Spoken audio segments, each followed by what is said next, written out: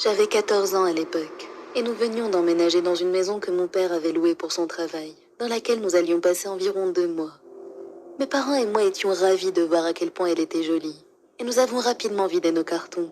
Nous avons passé la journée entière à nous installer et à nous habituer un peu à la maison.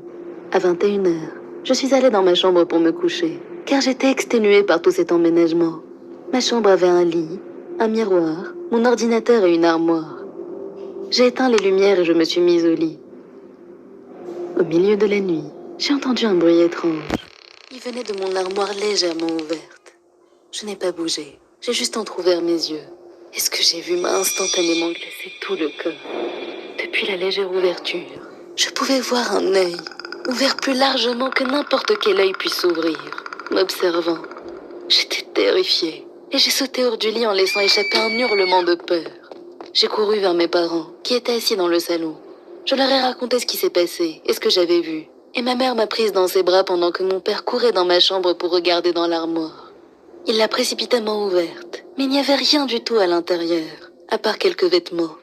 Il est revenu me voir en me disant que ce n'était qu'un cauchemar, et ils m'ont accompagné au lit. Mes battements de cœur sont revenus à la normale, et mes parents m'ont souhaité une bonne nuit en quittant la pièce.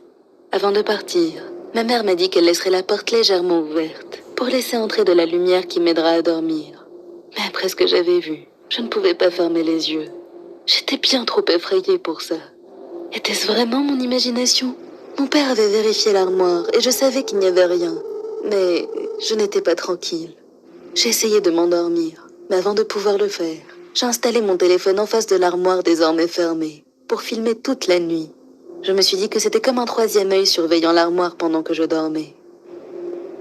Le matin est venu, et j'avais bien dormi malgré ce qui s'était passé. J'ai remarqué que mon téléphone était toujours en train de filmer, et j'ai arrêté l'enregistrement. Après avoir pris une douche et m'être brossé les dents, je suis allée prendre mon petit déjeuner avec mes parents. Nous sommes ensuite allés au salon, où mon père s'est mis à regarder la télé, et ma mère a pris un magazine. Je m'ennuyais, j'ai donc décidé de regarder la vidéo de la veille. Je l'ai lancée et je l'ai accélérée. J'avais mon casque sur les oreilles. Après 3 heures de silence total, il y a eu des coups. En les entendant, j'ai immédiatement ralenti la vidéo pour la remettre à la vitesse normale. Il y a eu d'autres coups, et après ça, la porte de l'armoire a commencé à s'ouvrir, lentement. J'ai senti le choc me paralyser en regardant une main se poser sur l'ouverture de la porte. Pour l'ouvrir complètement, de l'armoire est sorti ce qui ressemblait à une nonne. Son visage était entièrement couvert par un voile. J'étais trempée d'une sueur glacée en la regardant approcher de mon lit.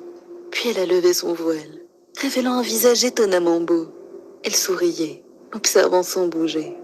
Son sourire était plutôt chaleureux, et il s'était tiré jusqu'à révéler ses dents blanches parfaitement alignées. Puis, son sourire s'est élargi encore et encore et encore. Mes yeux étaient si exorbités qu'ils ont failli sortir de leur orbite, alors que je regardais son expression passer de chaleureuse à démoniaque et horrifiante. Sa peau couleur chaude est devenue aussi blanche qu'un cadavre. Est-ce qu'elle allait me faire du mal? Puis je me suis souvenu que c'était hier, et que j'allais très porter mon attention sur la vidéo. Et j'ai entendu les bruits de pas de quelqu'un approchant de ma chambre. La nonne a regardé vers la porte, puis est retournée dans l'armoire en la fermant derrière elle. Ce quelqu'un devait être l'un de mes parents venant voir si j'allais bien. Et c'est ce qui m'a sauvée.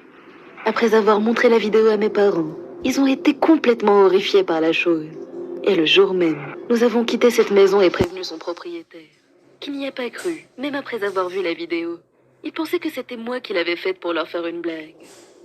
Cela fait 1 an maintenant. 1 an à faire des cauchemars chaque nuit.